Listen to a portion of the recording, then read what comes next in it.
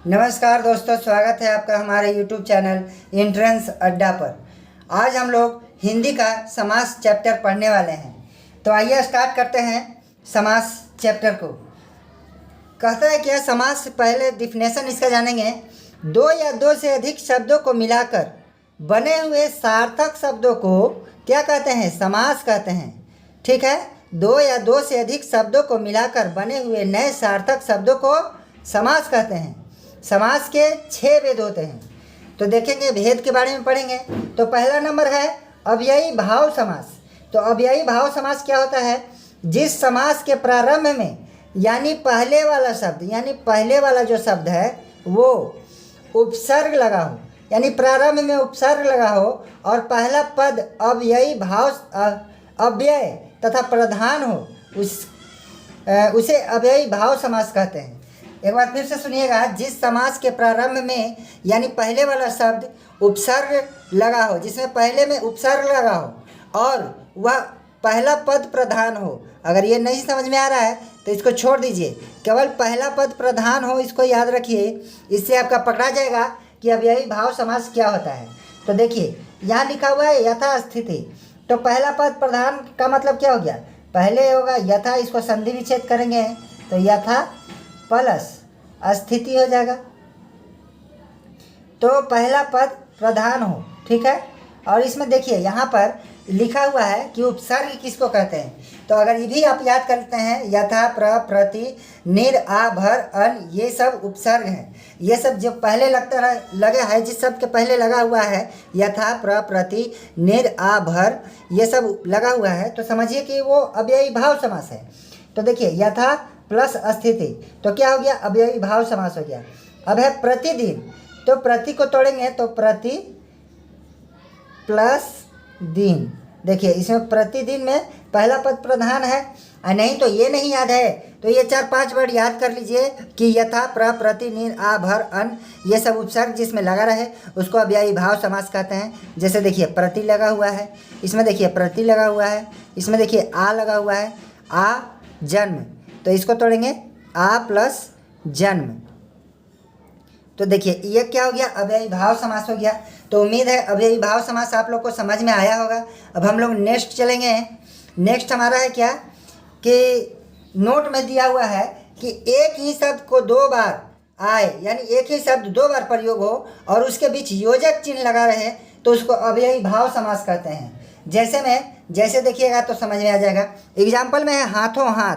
ये देखिए एक ही वर्ड है लेकिन 2 बार प्रयोग हुआ है। और देखिए ये योजक चिन्ह इसको कहते हैं, इसको योजक चिन्ह कहते हैं और योजक चिन्ह लगा हुआ है तो क्या हो गया? अव्ययी भाव समास हो गया। कानों कान, देखिए इसमें योजक चिन्ह लगा हुआ है, एक ही वर्ड है तो हो गया अव्ययी भाव समास। वैसे ही दिनों दिन, रातों रात। उम्मीद है समझ में आया होगा। नेक्स्ट हमारा है द्वंद्व समास। तो इसमें क्या है कि बीच में योजक चिन्ह लगा हो। इसमें भी क्या कह रहा है कि बीच में योजक चिन्ह लगा हो। देखिए बीच में योजक चिन्ह लगा हो और विग्रह करने पर क्या आए, ये देखिए विग्रह करने पर आए तो द्वंद्व समास कहते हैं। विग्रह करने पर और आए, विग्रह करने पर क्या आए? और विग्रह करने पर आए, मतलब उसको अलग करेंगे तो और आएगा। तो जैसे देखिए लेन देन, तो इसको लेन देन में देखिए योजक चिन्ह तो आ गया है, ठीक है, योजक चिन्ह आ गया है, सब में योजक चिन्ह है। अगर अलग करेंगे तो लेन और देन, दाल और रोटी, घी और मक्खन, तो ये सब क्या है? द्वंद्व समास है। देखिए ऊपर अव्ययी भाव समास में क्या था? योजक चिन्ह था पर एक ही शब्द था। द्वंद्व समास में क्या है? योजक चिन्ह है पर अलग अलग शब्द है। वैसे ही ये दोनों आपको समझ में आया होगा। नेक्स्ट हमारा है तत्पुरुष समास। तत्पुरुष समास किसे कहते हैं? तो समास को विग्रह करने पर बीच में का, के, की, को, के लिए, में, पर, से आए। ये 5 वर्ड याद कर लीजिएगा, 6 वर्ड। का, के, की, के लिए, में, पर, से निकले उसे तत्पुरुष समास कहते हैं। एग्जाम्पल में समझिएगा, एग्जाम्पल से क्लियर होगा आप लोग को। रंगमंच, तो इसको अलग करेंगे तो क्या लिखाएगा? रंगों का मंच, ठीक है ना, ये तो यही लिखाएगा रंगों का मंच, यही लिखाएगा। नेक्स्ट है वनवास। तो क्या कहते हैं? इसको विग्रह करने पर वन में वास, यही ना होगा। तो वन में वास, देखिए का आ रहा है, में आ रहा है, तो इसे आप समझिएगा क्या है? तत्पुरुष समास है। राजा का महल, इसको विग्रह पर क्या आएगा? राजा का महल। तो ये देखिए, ये राजा का महल आया, तो इसको विग्रह करने पर क्या आया, का आया, तो तत्पुरुष समास हो गया। ये समझ में आया होगा आप लोग को। नेक्स्ट हम लोग समझेंगे कर्मधारय समास। तो कर्मधारय समास क्या कहता है कि शब्द के दूसरे पद की विशेषता बताए, उसे क्या कहते हैं, कर्मधारय समास कहते हैं। शब्द के दूसरे पद की विशेषता बताई जाती है। और अगर इसमें ये भी नहीं समझ में आए कि दूसरे पद की विशेषता बताई जाती है, तो आप कैसे लगा कर देखिएगा तो आपको उत्तर मिल जाएगा। तो समझिएगा कि कर्मधारय समास है। जैसे मृग नयन, तो नयन कैसा है, मृग जैसा है। नीलांबर, तो अंबर कैसा है, नीला है। देखिए कैसा लगाने पर आंसर मिल रहा है ना। नयन कैसा है, तो मृग जैसा है। अंबर कैसा है, तो नीला है। समझ में आ गया कर्मधारय समास। ये सब एकदम आसान है, और ये सब आसान टॉपिक ही नंबर हम लोग को दियाता है।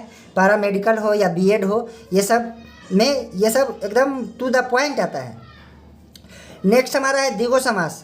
तो द्विगु समास में है इस शब्द का पहला पद संख्या हो और जिसे समूह का बोध होता है, उसे द्विगु समास कहते हैं।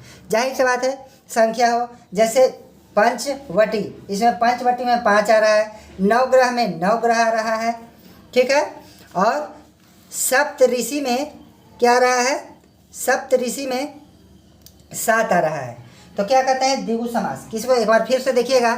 इस शब्द का पहला पद संख्या हो और जिसके समूह का बोध हो, जिससे समूह का बोध हो, उसे द्विगु समास कहते हैं। जैसे पंचवटी, नवग्रह, सप्तऋषि। सब में देखिए संख्या है। पंच में 5 है, नव में 9 है, सप्तऋषि में 7 है, ठीक है। ऐसे ही अब हम लोग समझेंगे बहुव्रीहि समास। तो बहुव्रीहि समास, इसमें देवी देवताओं का नाम आता है, बस इतना याद रखिएगा, देवी देवताओं का नाम आता है और पर्यायवाची शब्द के लिए प्रयोग किया जाता है। जैसे में त्रिनेत्र, त्रिनेत्र किसको कहेंगे, भगवान शंकर को। लंबोदर, ये सब देखिए सब नाम है भगवान जी का। दशानंद, ये देखिए रावण है, एक तरह से भगवान था, भले ही हम लोग के लिए वो सीता मैया को ले गया हो अपहरण करके, लेकिन हमारे लिए तो वो मतलब एक तरह से समझिए कि पहले ज़माने में भगवान था किसका, दानवों का। और लंबोदर क्या है, ये गणेश जी का नाम है। तो इससे आपको समझ में आया होगा बहुव्रीहि समास भी। तो आज के लिए इतना ही। और अगर आपको वीडियो अच्छा लगे तो प्लीज़ चैनल को लाइक और सब्सक्राइब ज़रूर कीजिएगा। Thank you.